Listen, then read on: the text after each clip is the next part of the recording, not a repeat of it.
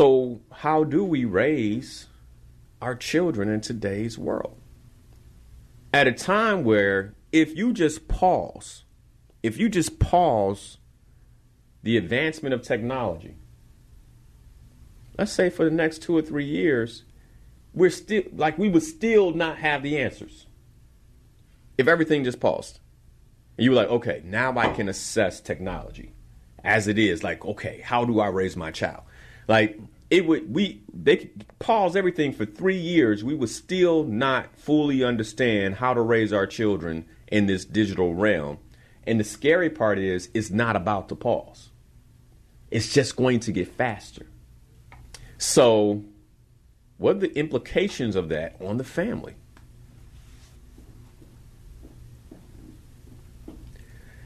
This is what my mind is. So then I say to myself, well, Linnell, you don't know how to solve for that. But there are lessons that we all have that if we begin to combine these lessons, we can put together a playbook on what our children should know to become like the best human beings they can be. Despite our ignorance around what's going to evolve in this digital realm, it can give us a focus. It can give us a line of sight into these are the lessons you need to learn. And I need to figure out how you're going to learn them in this 4-realm world. And maybe you have to learn them across all 4 in some capacity.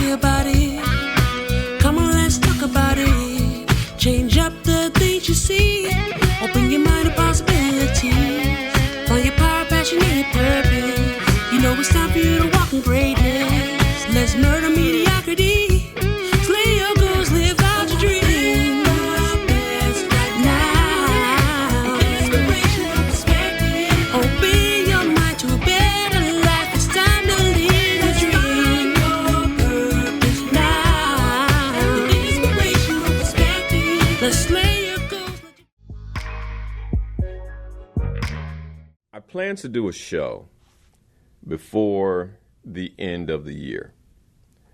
And the name of this show will be The Last Year of Now.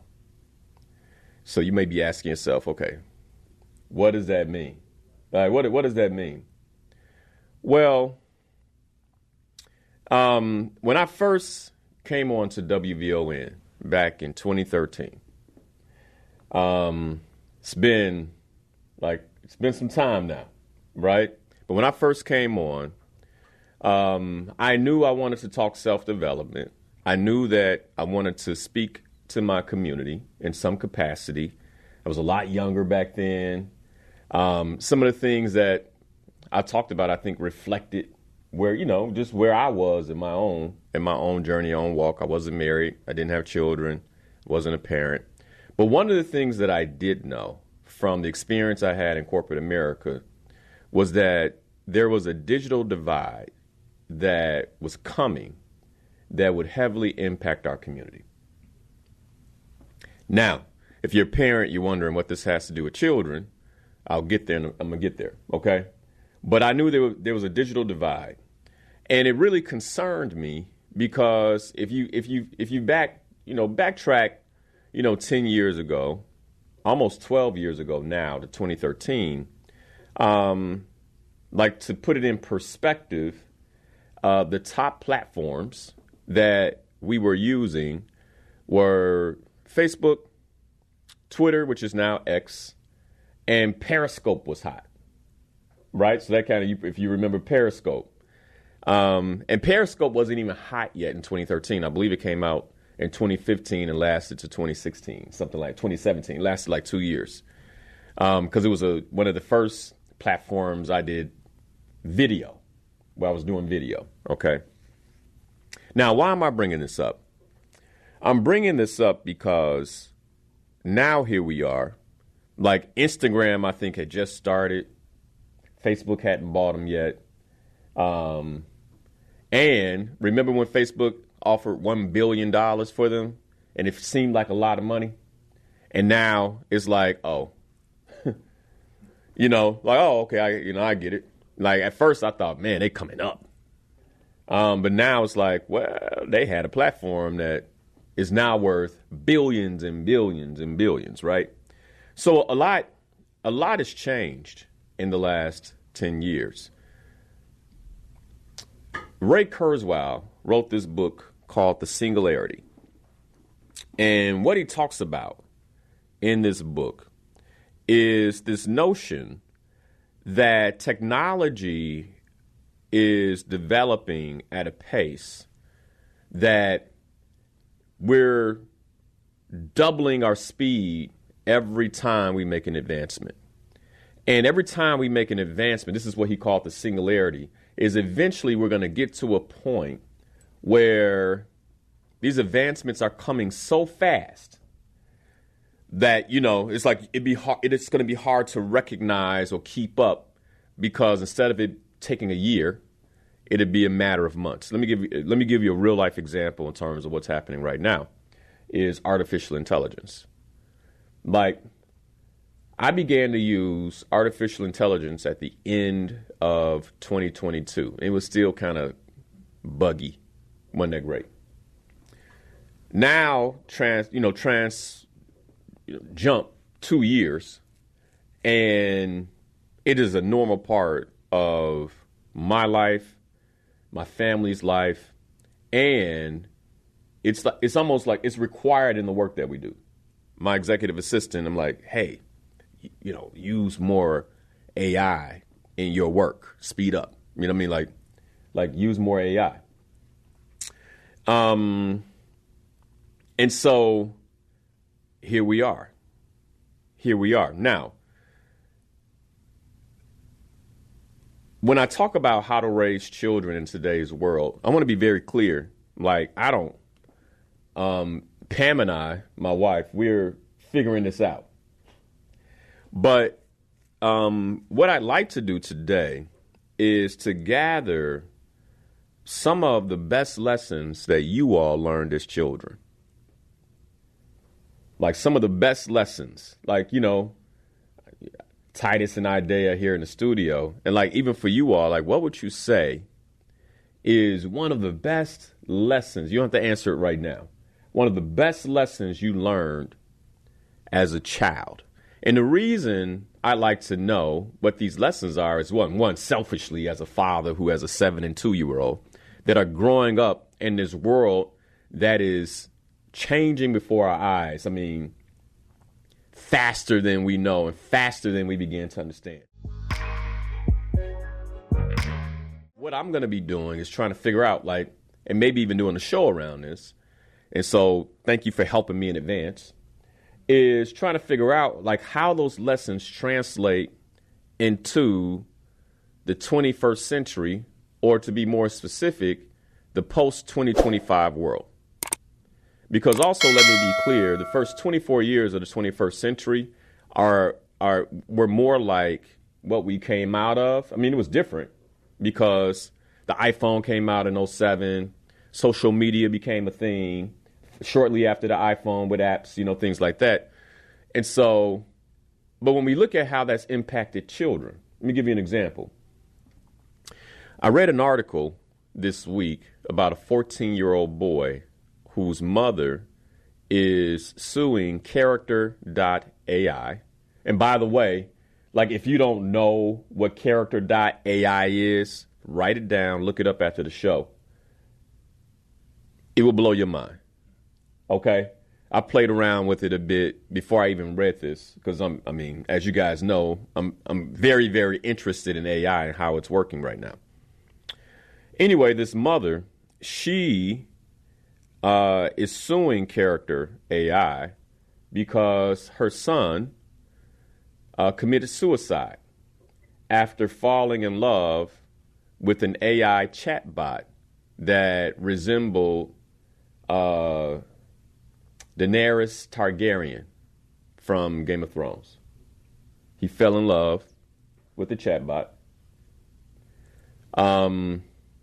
and maybe the chatbot says something to him, like you can't love me, whatever it is, as the chatbot should, right?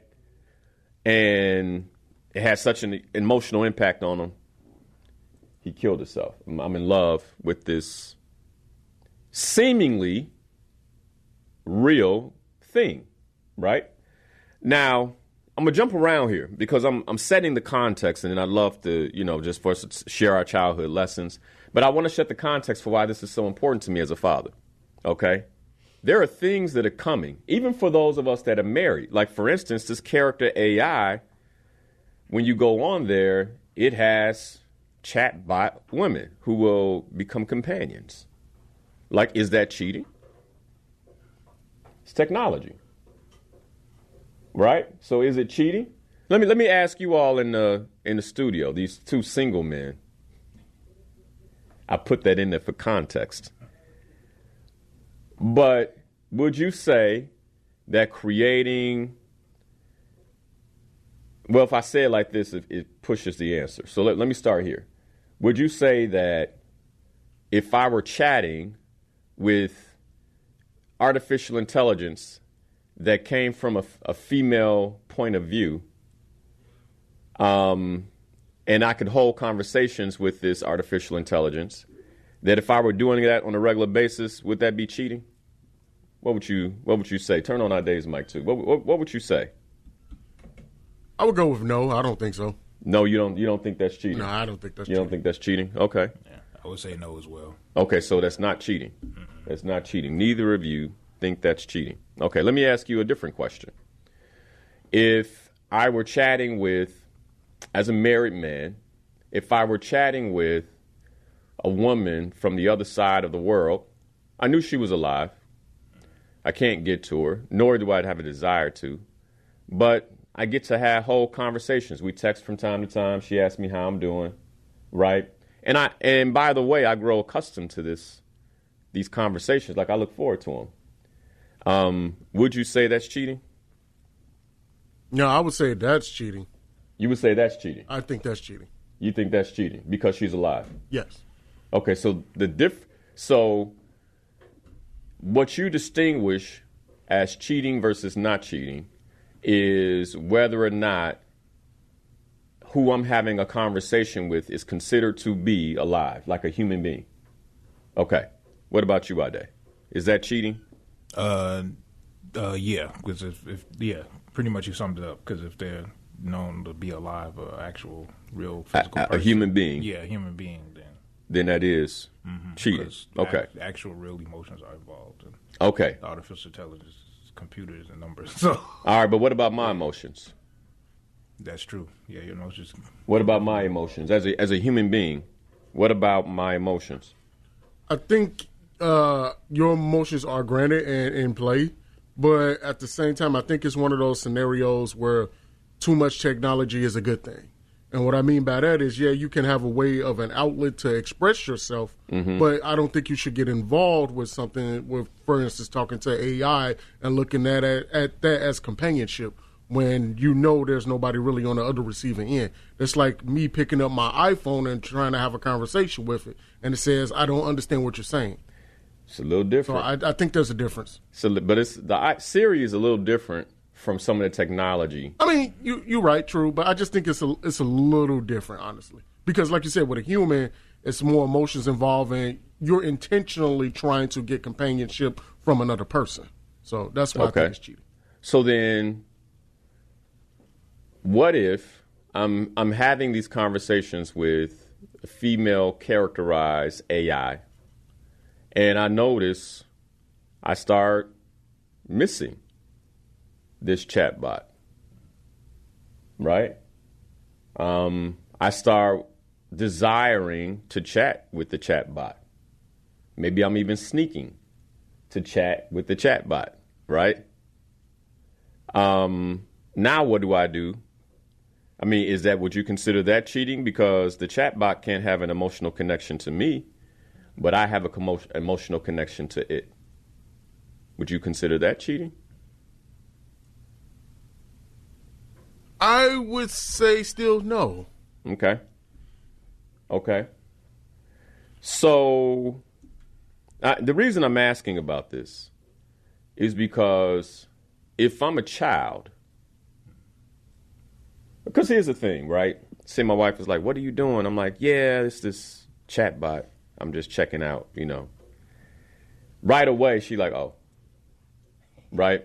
She ain't concerned about no chat bot. Now, if she reads the interaction, she might be concerned. If it's not, you get where I'm going? If this chat bot is having inappropriate conversations with me, which it can, by the way. Okay? Idea's shaking his head like, wow. Like, no, this is a real, like, we need to have this conversation. Am I right? Okay. And this is just one small aspect of what's coming. I want to be clear. This is, not what's coming, what's here. Like, this child already killed himself, right? So now there's a child involved here. And the child is having a difficult time distinguishing what's real and what's not. Because let's be clear, children, they live in multiple realms. In a moment, I want to talk about these realms. But they live in multiple realms. And one of those realms is the realm of imagination. You get where I'm going? Like, my son, in his play at 7 years old, like, the house can become a jungle, right? And he can play in a jungle. Literally, and if you were a child, you can remember how your mind can transform the spaces around you so you could, enjoy yourself, which is part of being a child. It's the beauty of being a child. Like, you get to play, right? It's healthy. And so now insert technology where it's hard to distinguish what's real and what's not. And one, what limitations do you put on your children when it comes to this type of technology, right? Because you kind of want them to be exposed to it so they know what's going on. And at the same time, it's like what are the rules on that as a father, right? And again, I'm giving context for why I want you all's lessons, because I do believe that if we don't get ahead of this and actually be very clear about what we need to teach our children, there's going to be a generation of children that could be lost in the mix because, we might call them the transition generation or something like that. They grew up when AI was coming out. They were real confused. You know what I'm saying? Like, you get where I'm going? Like, and then there'll be adults moving around in the world who are just like, who knows what the psychological, emotional impacts of all this could be. All right? That's just one aspect, right? And hopefully you're thinking now of your lessons. And also, I get that this is we could just stay here. And mind you, like, I'm just teasing what I intend to talk about in a few weeks. I'm just teasing it. That's just one example of how this is going to transform our lives. Do you all realize that humanoids are going into full production next year? Like, have you wrapped that? Like, in 2025, humanoids are poised for mass. Think about that. Mass production. Let me give you an example of how impactful this is going to be on us in the next couple of years. Remember when Tesla was brand new? Look up when Tesla was when Teslas first came out. It had to be 2010 or 2011, 2012. Like, when did Teslas drop? Look that up for me real quick. Like, when did Teslas come out? If you guys see it on Facebook, if you put it in the comments and let us know, like, when did Elon Musk first start producing electronic cars? Remember how novel that was? Right? It's like, this man is 2008. Okay, so that's when they first came out. Now you can't drive without seeing a Tesla. Now, remember I mentioned the singularity, right? So, fast forward 2008, 2024, say, okay, That's about 16 years. So, Linnell, we got time. No, you don't. Because the singularity says that if humanoids go into mass production, that they actually are adopted much faster than the Tesla was. That's what the singularity suggests, right? And let's be clear, who are the early adopters on things that indicate wealth? We know who that is. Please describe for me who are the early adapters on things that might occur to seem like you have wealth. Unfortunately, our people. Right. So-called black folk. So where do you think the concentration of these humanoids are going to be? In the black communities. Why would they be in the black community? Because they want us to spend our money on things like this, and then we always predicated on looking successful and things of that nature. So it'd be cool to be one of the first ones in the hood to have a Tesla robot. And so who do you think is going to be making this flex? Oh, black people for sure. Your cousins. Yeah. So basically, between the wealthy and the poor, think about that. The early adapters to, and not all of us are poor, right? But I guarantee your cousin who don't have no business purchasing a humanoid is going to buy one. How do we raise children in this type of world? So this is why I'm asking you guys, like, what childhood lessons do you have that really made a difference for you? Like, what is one of the top childhood lessons that you learned? Like, in the second hour, I want you guys to call in and share those lessons. I'm going to try to get through as many phone calls as possible, because what I want to do is take those lessons and listen for, like, one, what the lesson was, but two, also what the context and the setting of that lesson, because there are things, let me give an example. There are things that my children just don't get or even begin to understand about how I grew up, where I learned some of these lessons. You get where I'm going? So I was a child in the 80s. So my son, Legend, he's 7 years old. If you go back to when I was 7 years old, that was 1983. In 1983, my mom would send me to school with a backpack on my back, no matter what the weather was, on a 1, 2, 3, 4, about a 5-block walk, right? On a 5-block walk, there were no cell phones. There were no pagers. As a matter of fact, after she sent me out the house, she would leave the house. My brother and I would walk together, and one of us would have a key around our neck, like tucked in. Could look like a little silver necklace, but ultimately it was a key on the end of that. You know what I'm saying? And sometimes it wasn't a silver necklace. Sometimes it was a shoelace that she tied up and turned, right? And you keep it right here. So then after school, we would, depending on the day, have to defend ourselves. We would run with friends, have fun, hit up the candy store on the way home, right? Candy back then was a nickel. You feel me? You get some chips for a quarter. A little less, maybe 10 cents. You need a dime for chips. And we hit up the little stores. And by the way, we could eat the candy without it really, really hurting us, because the only bad thing in it was sugar. All the dyes and all the additives and all the preservatives and all the junk that's in candy now wasn't, The worst thing that might happen is you get into a little scrap on the way home. Get home, and at my son's age, 7 years old. For those of you who have 7, 8-year-olds, just imagine this, because many of us did this.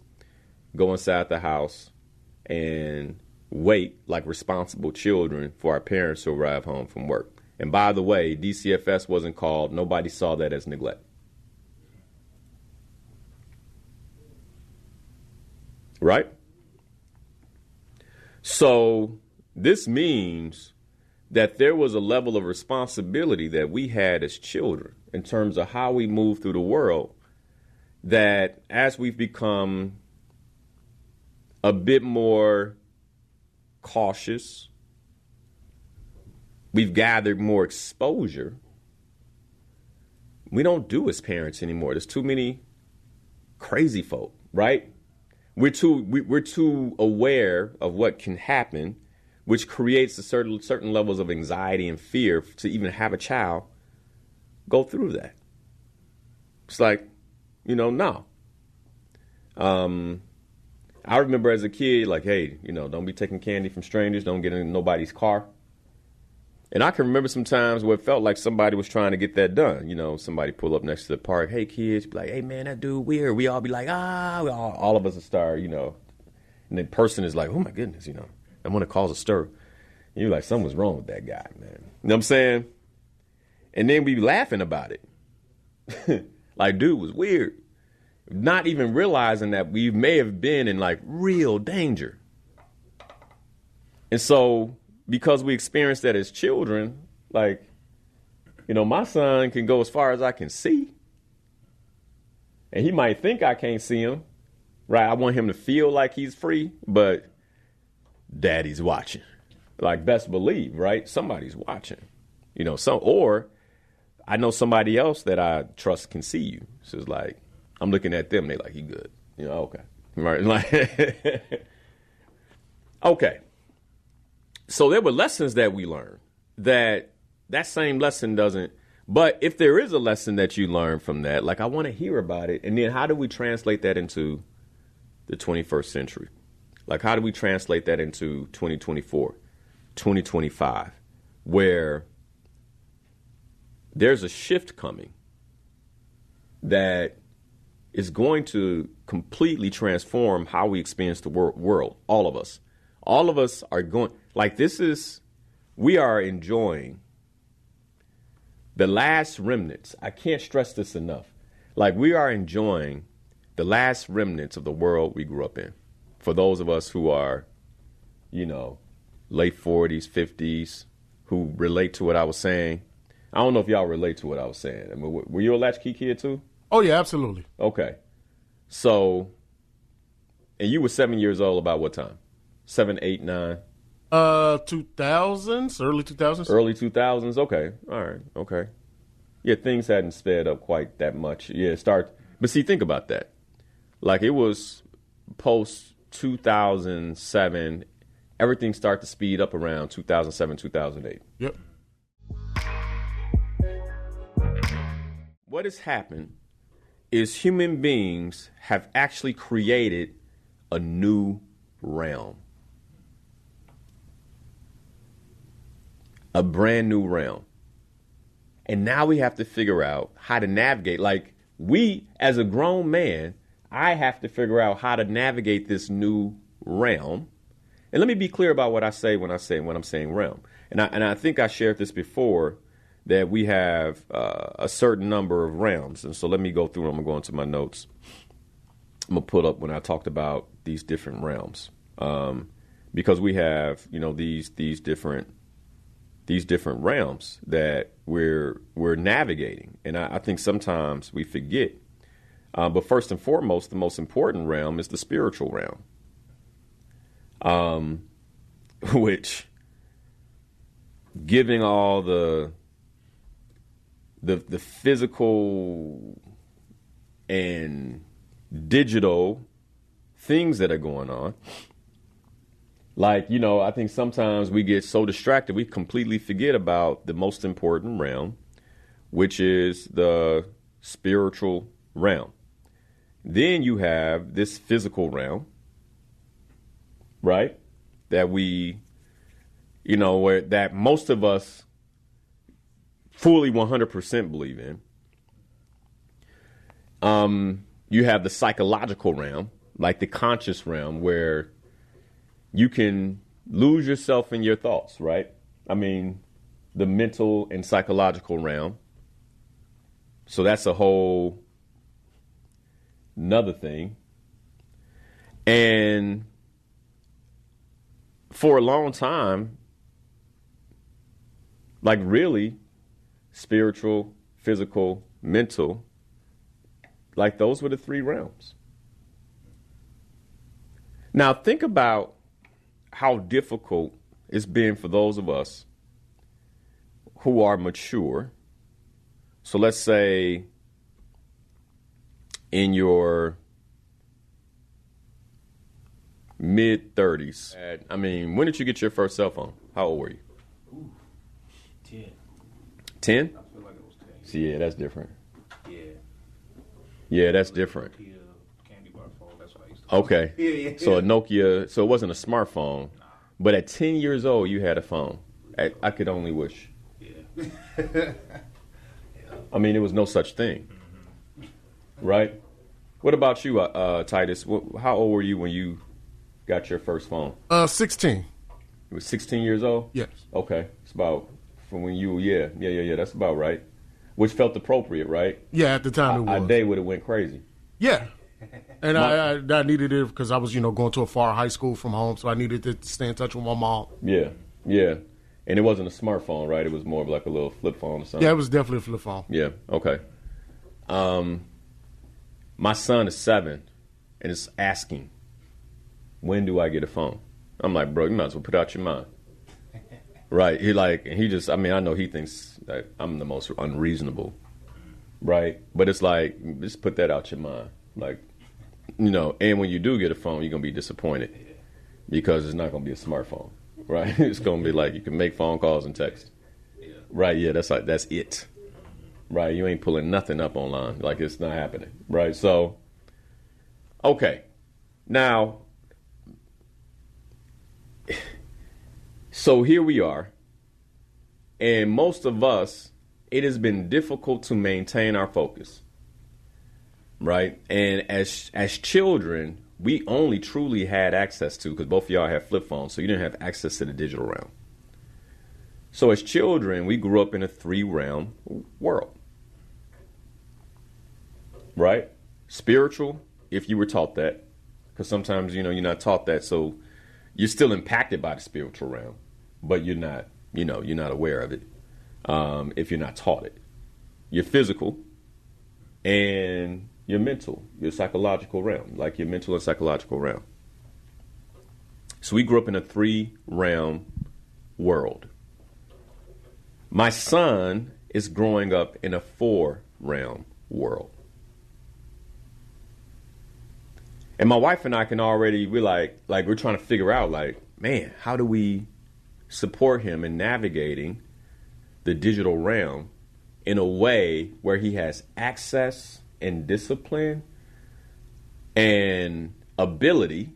Because, for instance, growing up in this physical realm, if you were a child and you couldn't play sports, that kind of, you get where I'm going? It made your childhood a little difficult. If you were always on a losing team, it impacted your self-esteem, all these different things. And so there's a certain level of competence that our children need to have in the digital realm just to, be able to be normal in today's world. But then how much, you get where I'm going? How much do you, even with the spiritual realm, my wife and I are like, okay, how deep do we go? How much do we expose him to in terms of the spiritual realm? It's like you have to be thoughtful about this because you're dealing with a child. So how do we raise our children in today's world? At a time where if you just pause the advancement of technology, let's say for the next 2 or 3 years, we would still not have the answers. if everything just paused, and you were like, okay, now I can assess technology as it is. Like, okay, how do I raise my child? Like, they could pause everything for 3 years. We would still not fully understand how to raise our children in this digital realm. And the scary part is, it's not about to pause. It's just going to get faster.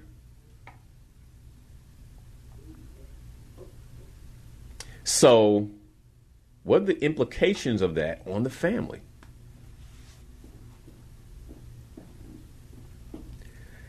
This is what my mind is. So then I say to myself, well, Linnell, you don't know how to solve for that. But there are lessons that we all have that if we begin to combine these lessons, we can put together a playbook on what our children should know to become like the best human beings they can be. Despite our ignorance around what's going to evolve in this digital realm, it can give us a focus. It can give us a line of sight into these are the lessons you need to learn. And I need to figure out how you're going to learn them in this 4-realm world. And maybe you have to learn them across all 4 in some capacity.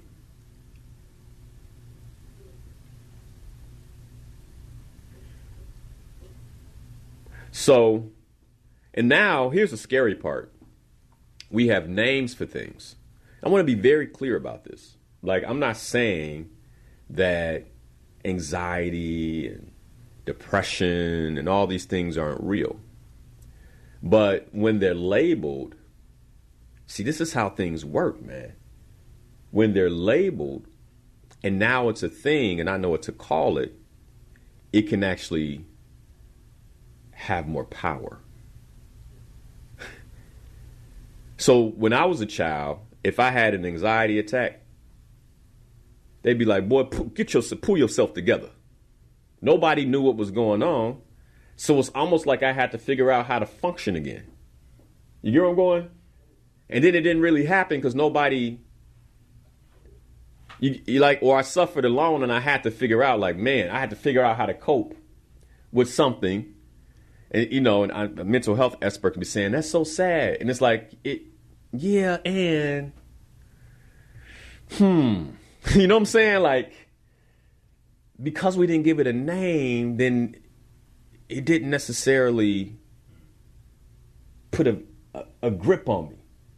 But now it's a name, so you have this, and so I think I have this, and because I think I have this, and how powerful the mind is, as James Allen is, as a man thinketh, now I'm dealing with something because it has a name. One of the things I think we all have is like one of the best lessons we've learned as a child.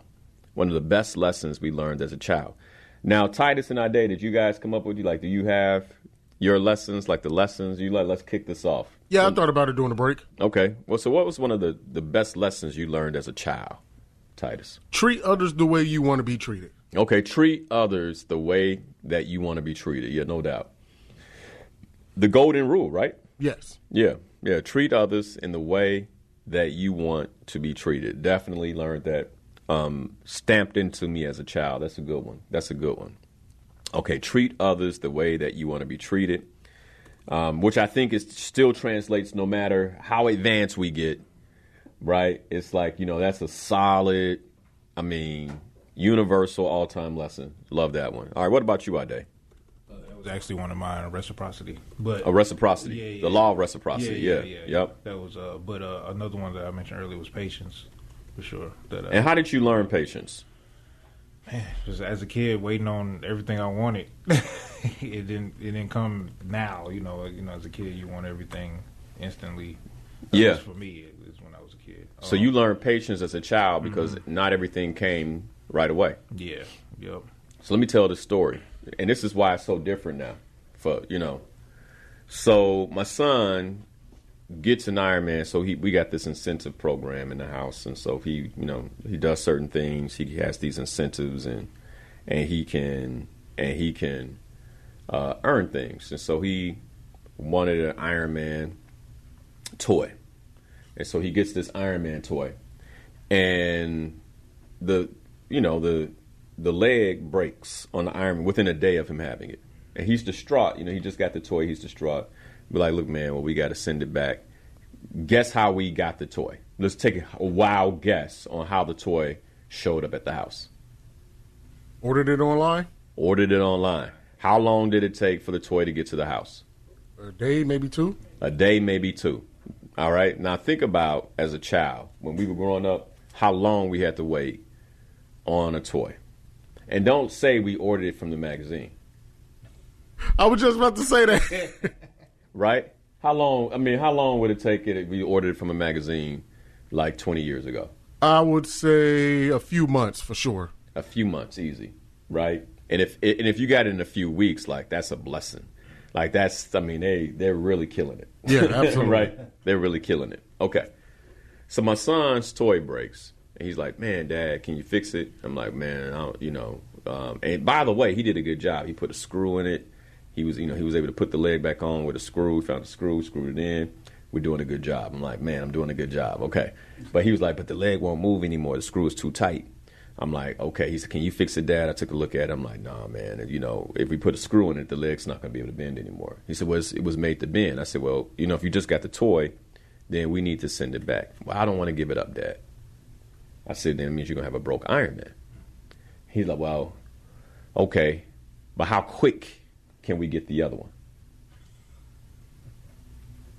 Like, I don't want to go a day or two without my Iron Man. And I'm like, man, okay. Because I know we can get it quick. And at the same time, I'm like, man, do we want to get it that fast? So anyway, his mother steps in, as mothers do. And she's like, all right, we're going to take care of this, blah, blah, blah. Anyway, so she, takes it back. You got to drop it at a Whole Foods or something, Y'all know how this goes, right? And the new one's on order. The next day, he's like, when is my Iron Man going to be here? And you could tell he's legitimately concerned, right, about Iron Man. I'm like, it's cool, man. Like, Dad, you don't understand. Like, I've been waiting on this toy. And I'm looking at him like, you don't understand what waiting is. Like, you think that you're practicing patience because you're waiting for a day. But then the question is he? Like, is that the new patience? I don't know. You get where I'm going? Like, as a father, I don't know. What I do know, in order to build a life and set goals, that it takes more than a day. So then, are we handicapping our children in terms of their ability to build a life because of how quickly their goals are accomplished? I want an Iron Man. Boom. So what happens when real life hits? And by the way, he had to earn it. But once he earned it, it showed up. Whereas in my life, once I earned it, I still had to wait. I earned it. And then there were things that had to go into me getting it. And I still had to wait on what I knew was coming, what I was promised. And I had to wait without anxiety. Don't let me ask my mother too many times about that. Boy, if you ask me about that toy again, you ain't getting it. Right? It could turn into a spanking. Like, real talk, it could turn into physical discipline when we were growing. I mean, am I being weird here? Okay. Whereas with us, we'll be like, gentle parenting. Look, son, you've asked me about this a number of times. And one of the things you're going to have to learn in your life is patience and blah, blah, blah, blah, blah. And the child is like, yeah, okay, whatever. Like, let's get on with this. Can I sing it? It came down to, can I see your phone so I can see when Amazon's going to deliver it, Dad? 7 years old. Oh, it'll be here Monday. Done. That's on a Sunday. And then Monday, he's like, hey, it said it would be here. Can you check? I think that's my package right there, Dad. Can I go outside? Boy, you better not touch that door without permission. So now I got to make it something else. You know what I'm saying? I made him wait like 30 minutes. Dad, what's going on? Why can't I go outside? Hey, man, don't touch that door without my permission. Then finally, I'm like, all right, you can go get it. Man, what's happening?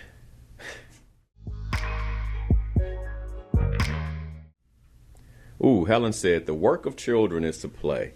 Play needs to be a physical, social, creative, free and digital. Hold on. The work of children is to play. Play needs to be physical, social, creative, free, and digital. So she threw the digital in. And I like that, Helen, because I think, I love how you kind of broke it down. Physical, social. Man, how many children don't have social skills now? Like, so their play should be physical, social, creative, where they're creating. I love that. Free play and digital. And we have to parent in a developmentally appropriate way in each of these types of play. If it's not safe to let my daughter walk to the park by herself or go to a stranger's house, I shouldn't be letting her go to the digital equivalent of that. I love that. Like, if it's not safe for my daughter to walk to a stranger's house, then I should not let my daughter into a digital space where strangers are. I love that. I think that is, and I think to that point, Helen, one of the lessons we have to teach our children in this digital world is that the people who reach out to you in the digital world aren't always who they seem to be. You just gotta, like, hey, that ain't, that's another little girl who, might not be, right? Like, in this digital world, we can change, like, we can, what do you call those in superhero land? Like shapeshifters? Yeah, like people can shapeshift in the digital world. I love this. Thanks, Helen, for that. That's really, really good. That's a really, really good lesson there. From a parent. You know, these actual, by the way, if you're parenting and you have insight, like, man, give me a phone call. Give me a phone call while we work this through together. You said something some time ago, and I never forgot that. You was talking to your son, you talking about what happens to us, the cycle of life. Yep. I don't know if you reflect back that and say, well, we die and we go into the ground, so on and so forth. So that, I think, is very pertinent, and more we get closer to nature, and nature teaching us, showing us, that's something we can hold on to, relating to the soil and the ground, and nature related to technology that's still going out, but we still here, and how we deal with it. Yeah, I love that, Mike. Thanks for the phone call. I think that is a really, really good one, because it teaches them, while some things may come fast, there are other things that are worthwhile that take time, like planting a seed. You know, like right away, I'm like, man, you know what? I need to get my children in the garden, like in the whole process, and make it a part of like how they do what they do. I absolutely love that. I love it. That was a really good one. So teaching children about nature and how to grow things is a natural way to teach patience. Because there's nothing you can do to speed up the germination of a seed into fruit. There's nothing you can do to speed it up, but they can watch how great things come with time. And you can be rewarded over time by taking care of it. And so I love that. I think you just, Rain and Legend gonna be out in the garden. I think that's a phenomenal way. And it kind of goes to Helen's point around these different aspects of play. Helen said something else that I want to call out. I think this is really good. Helen, keep it coming. Keep it coming. Teaching independence is really important.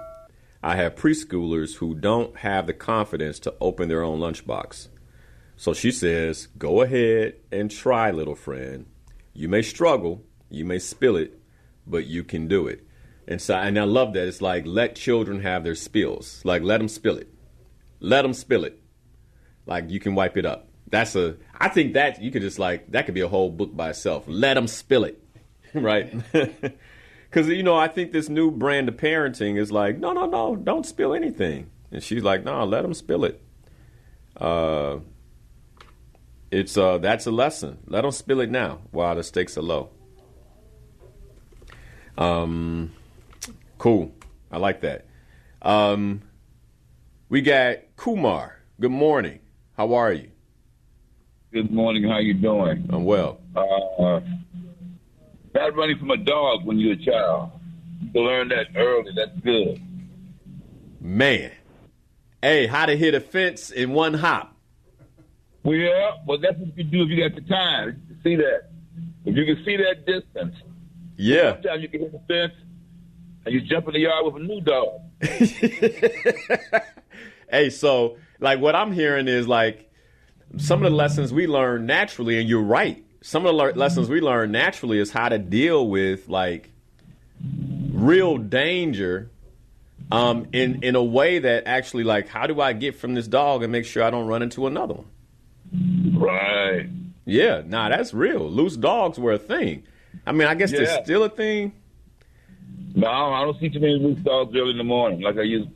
Yeah, nah, it was a whole thing. They got a lot of rules now, man. You know, when we were growing up, dogs, yeah, you're right. They just kind of be like, man, who dog is that walking, man? You know, like it's just, this dog is out.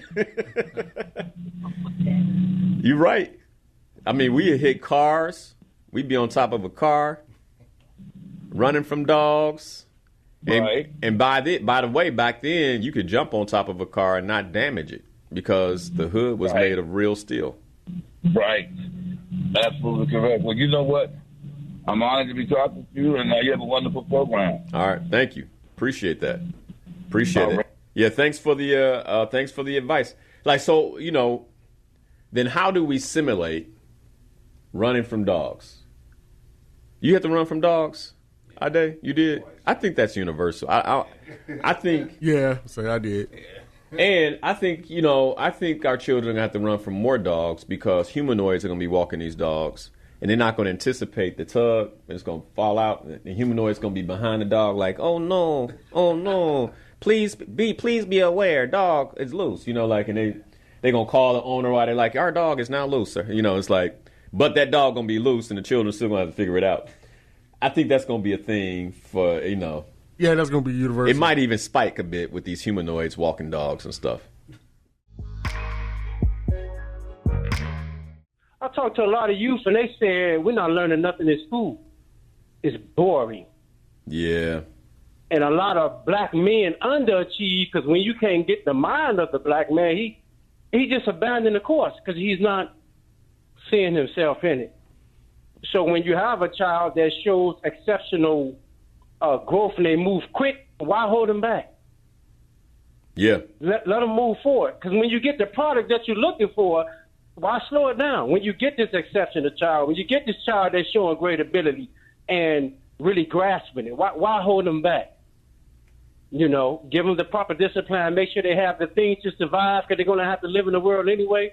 Yep. And moving forward because we need these type of geniuses in our community to excel our people. Thank you, sir. I love that. Thanks for that, Demetrius. Thanks for that. Teach a lesson, teach it quickly. I like, you know what? Yeah, he makes a really good point because if everything else is coming fast, like I'm thinking about the story I told about my son with Iron Man. If everything else is coming fast, so should the lessons. And I think those of us who grew up in this older era where, my mother would lecture me for 30 minutes, which might have been appropriate for the 1980s. And now it's like you completely lose a child. Like, teach the lesson in 3 is what I'm hearing Demetrius say. So, yeah, teach the lessons quick. I like that. The other thing he brought up was education. We got a serious problem, man. We have a serious problem. If you recall the show I did with Mr. Sandridge around what's happening to men and boys, education is not set up for, like, the education system in the United States of America is not set up for boys. It's not set up for boys at all. And, having a son that, he's kind of like, he's already like, man, I don't like school. It's kind of like, yeah, I get it. I ain't like school either. But just because here's the other thing, you got to wonder how it translates. Like, I had a different temperament because I lived in a different time. And so I had more patience to deal with things I didn't like than children may have today, including my son, where, you just got to think about that. It's something we got to get to quick. If you raise a child without love, you're just raising another version of a humanoid. Mm-hmm. Yeah. And then, you're looking at these school shootings and the psychological problems that children have. And what I'm hearing you say is like, this is all a consequence of institutional teaching with the absence of love. Absolutely. And I think they used to say, give me that old time religion. We need to focus on that old time raising. Mm-hmm. Yeah. Loving our children into shape. Yeah, I love that, Mama D. Like part of what I'm hearing you say is, okay, Linnell, technology is advancing and is impacting how we parent. One of the ways we should handle that is to go back to the old school way of raising and teaching children. Absolutely, because it has that spiritual, loving component. And if you don't have that, they can have all the shiny objects they want to. But it's like our children were more responsible. You at age 7 could have a latchkey and go home and stay inside, not mind your parents. But it's like when parents are talking to some of these children today, it's going in one ear and coming out the other. And it really puts children in danger when they don't follow instructions of adults. So the other lesson I hear you saying is like teaching children need to know how to follow simple instructions. Absolutely. And as an educator, when we took children out, if a teacher is in a classroom and she just can't pop her fingers and get instant results, she put those children in danger. She's telling them to stop, and they're just running along just like she's not speaking to them. And parents the same way. Yeah, there's no doubt. You put your children in danger if you do not teach them to, yes, obey, mind.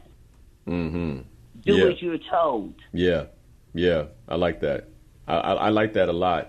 And, sometimes as a parent who, Pam and I have taught our children to listen. Even Rain, I can, 2 years old, I can say stop. And I can tell she don't want to. She'll stop and turn around and kind of look and be like, do I really need to? But like when I say stop, you stop, right? And at the same time, I think we've all been out and about and we see children who do not listen at all. I mean, the parent could be like, hey, don't pull that down. And you like, if he pulls that down, it's about to fall on his head. Like in the store, and you could kind of pause to see what's going to happen. This child about to kill himself? Because the parent don't seem to have no control. And what I see more often than not, Mama D, is the parent has to run over, grab whatever is about to fall, and then the child's still not in trouble. It's like, so they didn't learn that big bottle of bleach was about to fall on your head. And the child's like, what are you doing? Why are you doing that? Stop doing it. And it's just like a back and forth between the child and the parent. It's like, well, and by the way, the child didn't even learn the lesson. Exactly. And sometimes you just feel like you want to have neighborhood or village intervention. You want to run over there and help that mom out. You can't anymore. I know. Yeah. I mean, you get cursed out. I know. But you know what? Sometimes age gives you the maturity to know how to do it. Yeah, that's true. That's why we have to have village intervention. Yeah, you're right. You actually go over there and you help that mom out. Yeah, because you probably could do it in a way that I could not. And like I said before, it's in some ways it's is selfish as a father, but I also know that we gotta, as a community, begin getting it together, because I mean, this change is coming so fast that if we're not clear on how we're going to raise our children in this new world, we're in a lot of trouble. We're going to be in a lot of trouble. I'm afraid that it won't go well. A life lesson I think children need to understand is the value of money, to be budget conscious. I'm not cheap, but I am budget conscious. One child needed some Elmer's glue off of the school supply list, and it was going for like 75 cents. I said, hey, let's get the Walmart glue that's 25 cents. But mine says Elmer's glue. So I said, fine, use your money and pay for the Elmer's glue. It's amazing how quickly she just said, I can get the Walmart's glue. Some things you have to teach them. Even at prom time, I set a budget for $150. I didn't care who else was getting what. One child said, well, Mom, can we pray before we get to the store if we find a dress for $150 in that budget? And we did. We found it. And other parents, commended my daughter, knowing that she was getting something that was within reason. They know I do not care what other people have, I have my budget. I stick to it. And even as adults now, they splurge, but then they'll say, Mom, I went to the thrift store and got this spring jacket because, like you said, it's just something lightweight. So I definitely think the value of money is important. My mom taught us, and I pass it on to my children. Thank you so much, Coach. I'm enjoying the show. Good. Thanks so much for the phone call, Deborah. That was good. That was really good. Teach them the value of money and how to budget. It's interesting. My son is just not getting the grasp of the value of money. He wanted some toy like this, this is a set of toys. It was like $400. He's like, Mom, Dad, we like, man, you understand how much that costs? He's like, what's the big deal? Kind of like, y'all got money? Like, what's up? Like, no, man. So it was kind of like, my wife was like, look, if you can earn this, you can have it, but we ain't buying it. And then so he had to learn how to think through how to earn this. And it was like, I think he began to see like how much $400 was, as he was like, okay, I'm going to sell some things. And he's like, well, now I got $40. I got 360 more to go. It's like, yeah. Like, that's how expensive that toy is. And he was like, man, I don't know if I want that like that.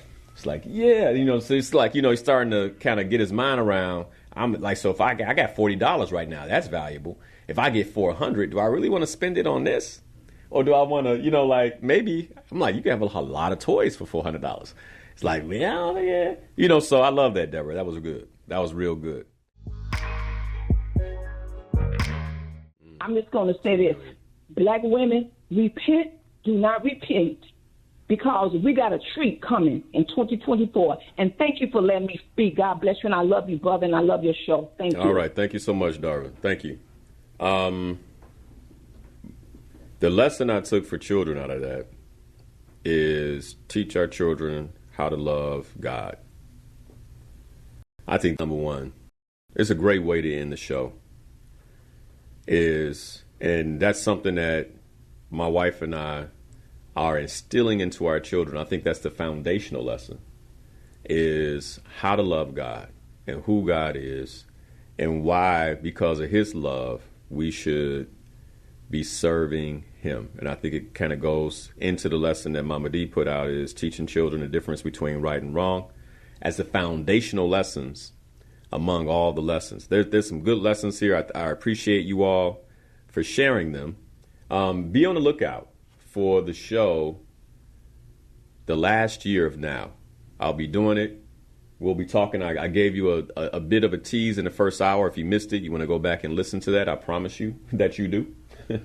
You want to listen to that. And I love you guys. And I really want us to, I think we just got a message from Darva here, but I really want us to be thinking about how the world is changing, and most importantly, how we begin to fortify our families so that we can endure through the change. Thank you for watching Inspirational Perspective. If you love this show and you want to see more content like this, you can go right here. And if you like this subject and you want to see much more content that we have available for you, just click the button here. As always, thanks for watching. Be sure to watch the show live, 7 a.m. every Sunday morning on WBON Radio, or you can catch it right here on YouTube or Facebook.com/Coach Liddell Harris. Be sure to hit that like button. If you haven't already, be sure to subscribe so we can get more content just like this to you.